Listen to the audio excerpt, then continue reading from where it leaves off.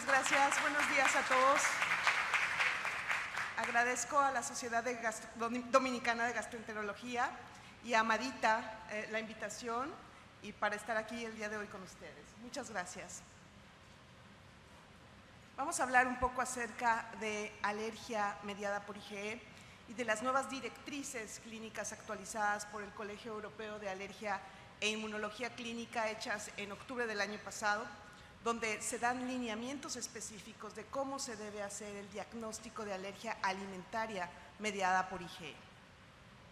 Bueno, en este QR ustedes pueden bajar justamente estas directrices para que puedan ustedes leerlas con más calma.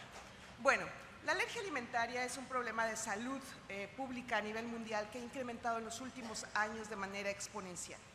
Tiene consecuencias muy importantes en la salud del paciente, en su estado físico, en su estado mental, así como en el bienestar de toda una familia que tiene, por ejemplo, un niño alérgico. Es muy importante hacer un diagnóstico temprano, preciso y personalizado, porque esto va a evitar que se tengan, por ejemplo, detonantes, estados de emergencia y también dietas de restricción, que muchas veces van a llevar a otras comorbilidades a esos pacientes. Bueno, ¿por qué ha incrementado la alergia actualmente?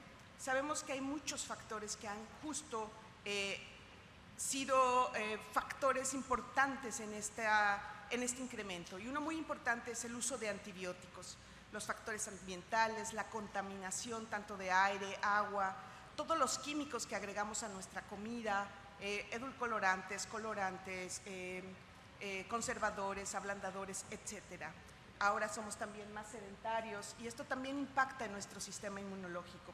Por lo tanto, todos estos factores han sido muy importantes. El cambio en nuestro microbioma, el cambiar nuestra dieta ha cambiado nuestro microbioma y con esto también ha cambiado la forma en cómo nuestro sistema inmunológico identifica a las sustancias que estamos ingiriendo. Bueno, la definición de alergia alimentaria hecha por el Colegio Europeo de Alergia nos dice que es una reacción adversa a la comida mediada por el sistema inmunológico. Eso quiere decir que está mediada tanto por anticuerpos, que es la alergia mediada por IgE o hipersensibilidad tipo 1, o alergia no mediada por IgE, donde están involucradas células del sistema inmunológico. Y también tenemos una tercera versión, que es la alergia mixta, donde tanto tenemos una respuesta de IgE como una respuesta de células del sistema inmune. Tenemos que, este es un pequeño resumen de qué es una alergia mediada por IgE. Generalmente empieza a los pocos minutos de tener contacto con el alergeno. Nosotros podemos cuantificar la IgE, que es la inmunoglobulina involucrada en este padecimiento. Las manifestaciones casi siempre son inmediatas, puede ser una rinitis, puede haber abones, puede haber conjuntivitis, malestar estomacal, incluso también problemas a la hora de respirar, problemas pulmonares, de corazón, incluso puede llegar también a afectar cierto comportamiento cerebral. La historia clínica es básica para poder diagnosticar una alergia mediada por IgE. Por lo tanto, la historia clínica es fundamental. Para los alergólogos que pueden hacer prueba in vivo, ellos pueden hacer prueba cutánea, pero para el resto de los médicos, para los médicos de primer contacto, se puede hacer un diagnóstico in vitro, un diagnóstico donde nosotros podemos cuantificar la IgE que tiene ese paciente circulando. Obviamente, la historia clínica con el diagnóstico tendremos un mejor manejo de ese paciente y esto va a impactar de manera importante en la calidad de vida de ese paciente con alergia. Es muy importante hacer un diagnóstico diferencial de alergia. Alergia no es intolerancia.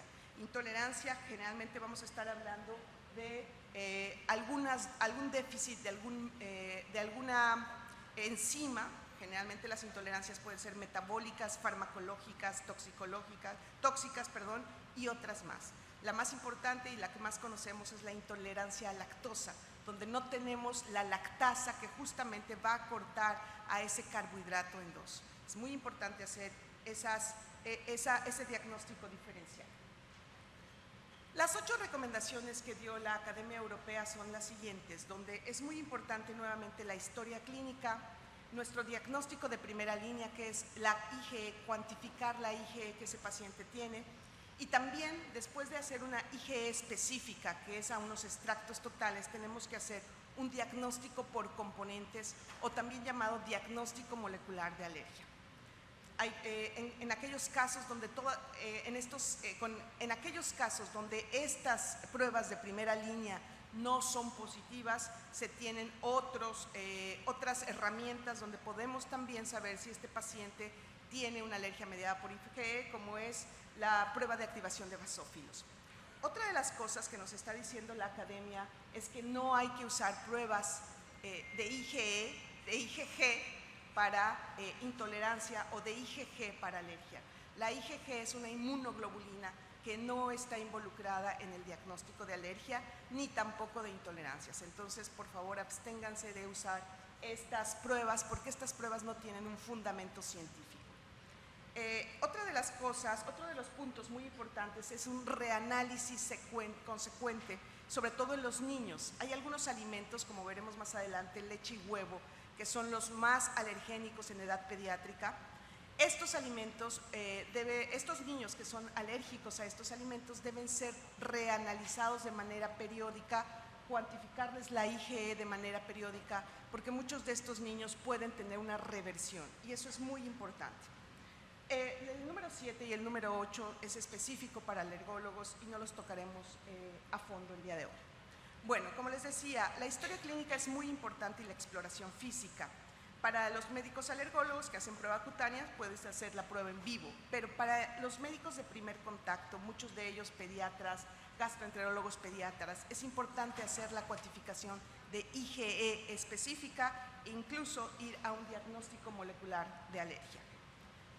La historia clínica es relevante, es muy importante hacer preguntas clave y esta guía nos está dando 17 preguntas clave donde nosotros podemos llegar a la conclusión de si ese paciente tiene una alergia mediada por IgE.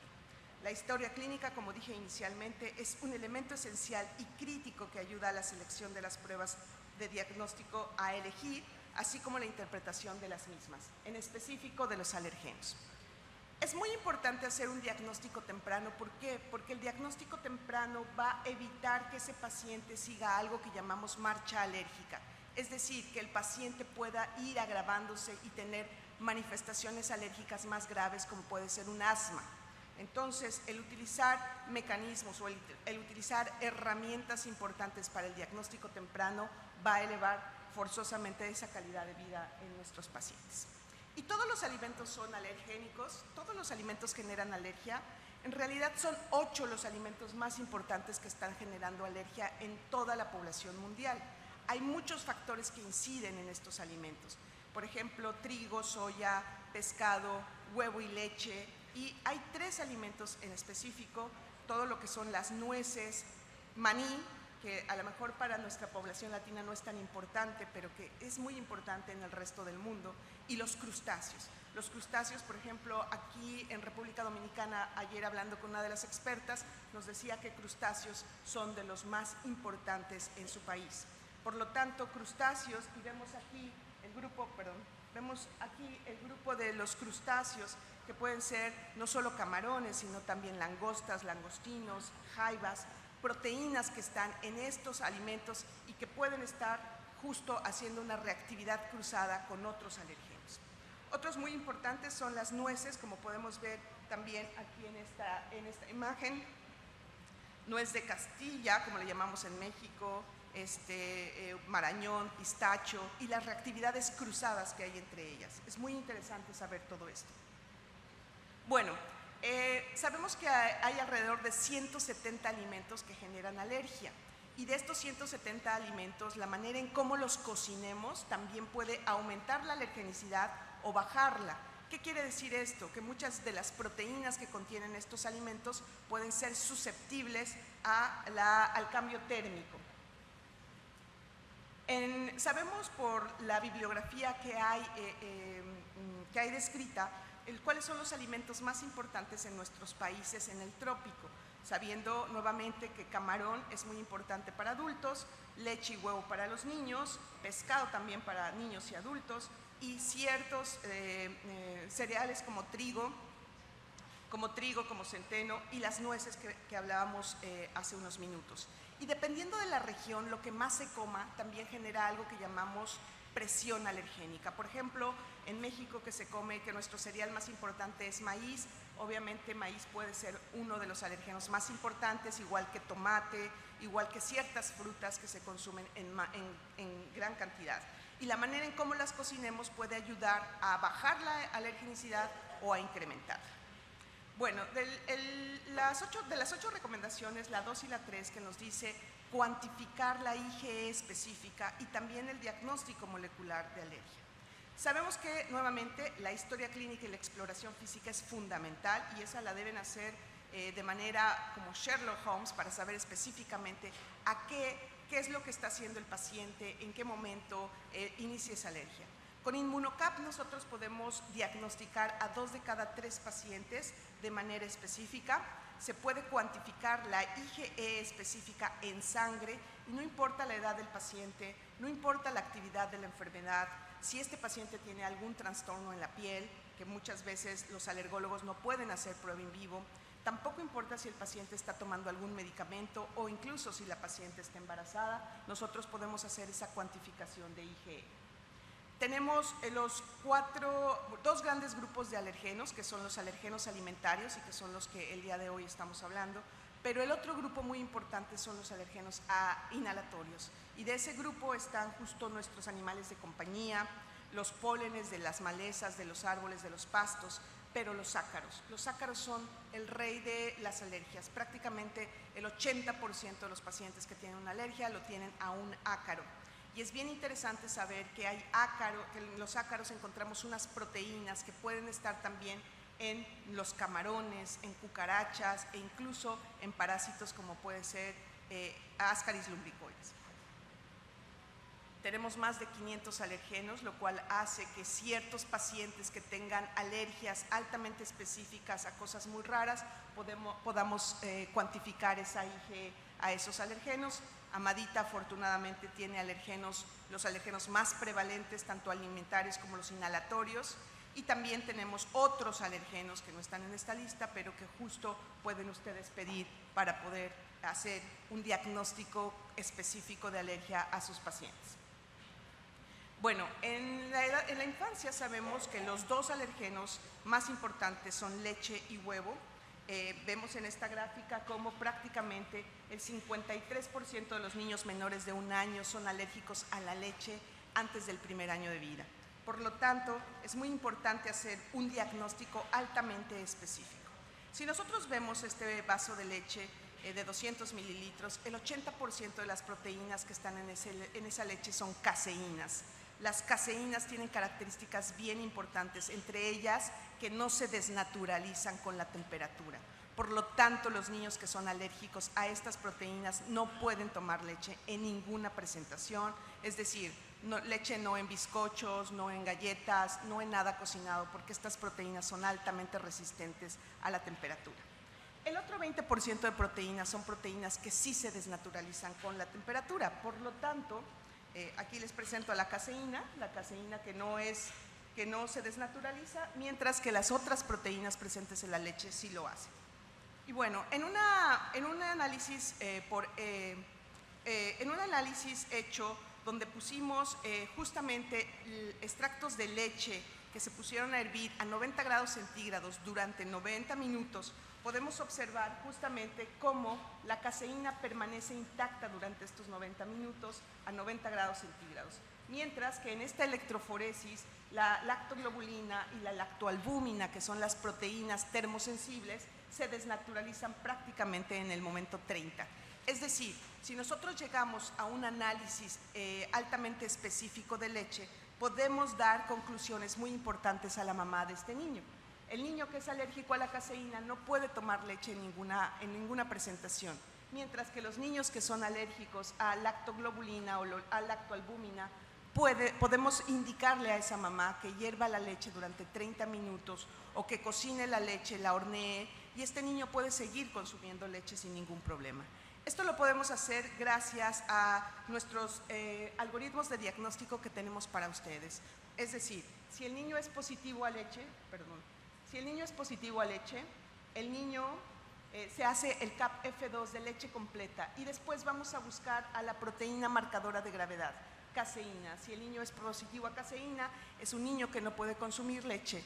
Pero si el niño es positivo a leche y negativo a caseína, entonces este niño puede consumir leche sin ningún problema en cualquiera de sus presentaciones. ¿Qué pasa para el huevo? Huevo, tenemos aquí un huevo estrellado donde tenemos claramente separado a la clara y a la yema. La clara es la parte del huevo que tiene las proteínas más importantes, entre ellas la ovomucoide. La ovomucoide, que al igual que en leche es la proteína termorresistente.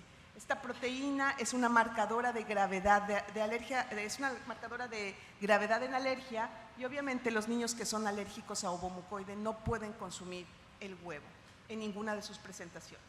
Y también tenemos un algoritmo para ustedes donde justamente podemos pedir clara de huevo, la proteína ovomucoide y otras proteínas importantes en el huevo.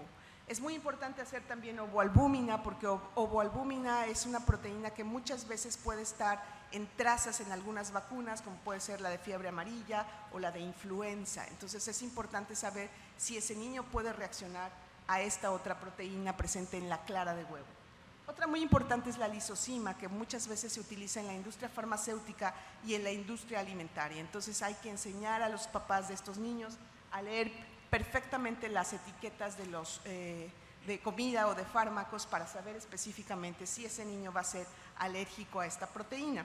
Otra muy interesante y que generalmente es más ocupacional son la yema, y la yema tiene proteínas que justo cruzan con la carne de pollo y con las plumas.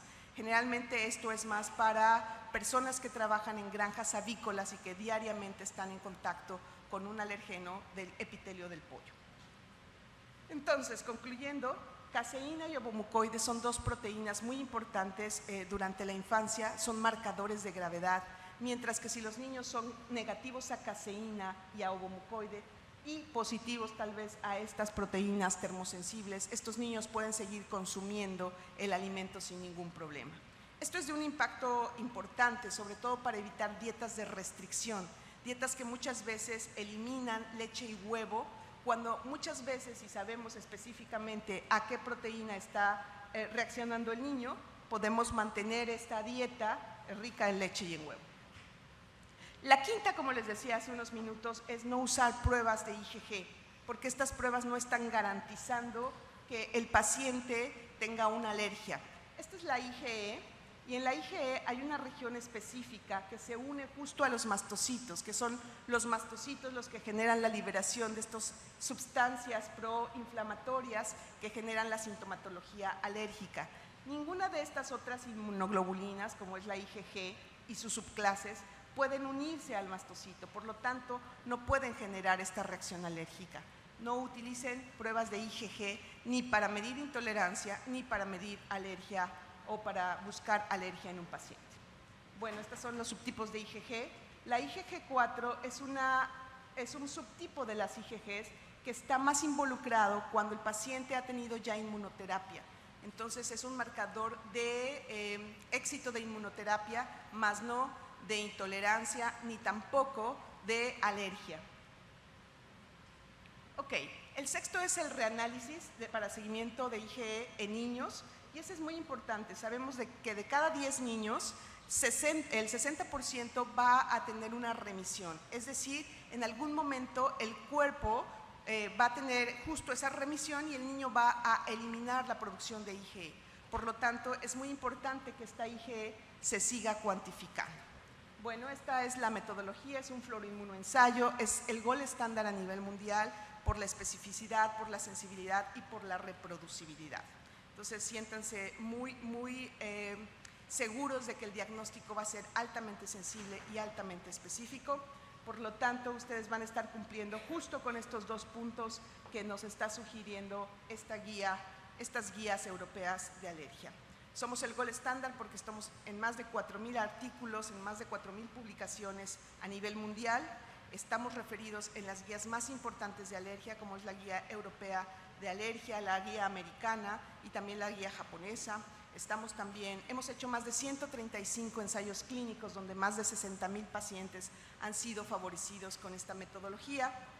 Y bueno, dentro de las conclusiones es la difusión y la implementación de las recomendaciones dadas en esta guía son cruciales para una pronta identificación del padecimiento alérgico. Es importante la optimización de los cuidados de los pacientes que viven con alergia alimentaria. El diagnóstico retrasado puede provocar otras comorbilidades como desnutrición y talla baja cuando se implementan dietas de restricción. Entonces es muy importante una mejor comprensión de la patogénesis de los endotipos y los fenotipos de alergia alimentaria, las funciones de los aditivos alimentarios, emulsificantes, colorantes y otros factores ambientales que están afectando nuestro microbioma y también nuestras barreras epiteliales. Muchísimas gracias. Les dejo aquí un link de la doctora Karin Hidó de la Universidad de Stanford que nos dice cómo prevenir las alergias alimentarias, sus 6 Ds. O sea, hay que dejar que nuestros hijos se sigan ensuciando, que sigan jugando en la tierra. Hay que cuidar nuestros epitelios, hay que comer diverso y lo mejor que no sean procesados. Hay que tener acceso a vitamina D, tener un perro, y otra de las cosas es eliminar los detergentes tan sofisticados que tenemos. Muchas gracias.